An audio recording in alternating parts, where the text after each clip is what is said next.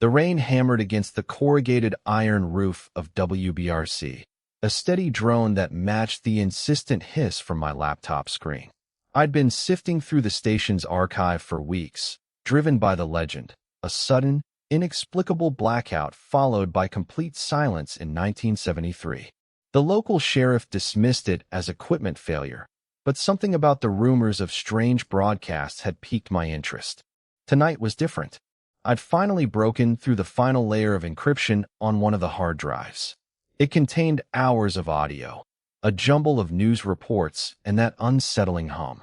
The initial recording was a local farmer complaining about crop failures, followed by a weather report detailing an unusually dense fog. Then it shifted. The voices became distorted, almost robotic, reciting what sounded like procedural announcements in a monotone. I isolated one segment, a brief report about a missing child, 8-year-old Sarah Jenkins. It was clear the broadcast had been interrupted mid-sentence, the reporter's voice cut off abruptly. But it wasn't just the interruption that chilled me to the bone. Beneath the static, I detected a subtle rhythmic pattern, almost like breathing. I began running spectral analysis on the audio, trying to identify the source of the hum. The results were baffling. It seemed to be emanating from within the recording itself, shifting in frequency and volume with each iteration. As I adjusted the gain on my equipment, the hiss grew louder, accompanied by a brief, disembodied whisper that sounded like, "Don't listen." Suddenly, the monitor began to flicker violently. The image of Sarah Jenkins' face, a grainy, decades-old photograph pulled from the broadcast, dissolved into swirling white noise. I slammed my hand on the stop button, but the hum persisted, and now there was a visual distortion around the edges of the screen, like looking through heat haze.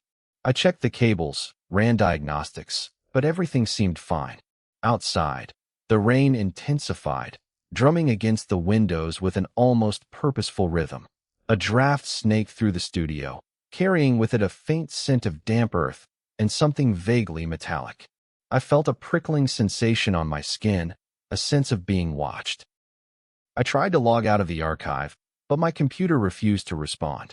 Every attempt triggered a surge of static and that unsettling hum. Then, I heard it again, not just a whisper this time, but a clear, chilling voice speaking directly into the microphone, as if coming from inside my own head. It spoke in perfect English, repeating Sarah Jenkins' last words. "It's always watching." The voice was layered with distortion, making out like a chorus of multiple voices. I frantically searched for an emergency shutdown, but to no avail. I realized something horrifying. The archive wasn't just recording history, it was creating it. I tried to disconnect the hard drive, but as my hand reached for it, the monitor displayed a new image, Sarah Jenkins, alive and well, standing in the middle of the studio. She smiled, a vacant, unsettling expression on her face, and repeated the same phrase, "Don't listen." The hum intensified exponentially, now accompanied by a cacophony of overlapping voices, children's laughter, panicked screams, and that relentless, rhythmic breathing. The room temperature plummeted, and I felt an overwhelming sense of dread, as if something was attempting to physically enter my body through the screen. My own voice started to echo back in disjointed phrases. I grabbed a wrench and smashed the monitor's casing, desperate to disrupt whatever was causing the signal. The humming stopped abruptly, followed by complete silence. For a moment, I thought it was over, but then the lights flickered one last time, and on the screen, Sarah Jenkins' image solidified. She extended her hand towards me, and her fingers became spectral, ghostly white. As she reached out to touch my face, I noticed something else, a reflection of myself in her eyes, an identical expression of horror. Suddenly, the studio door swung open with a violent gust of wind.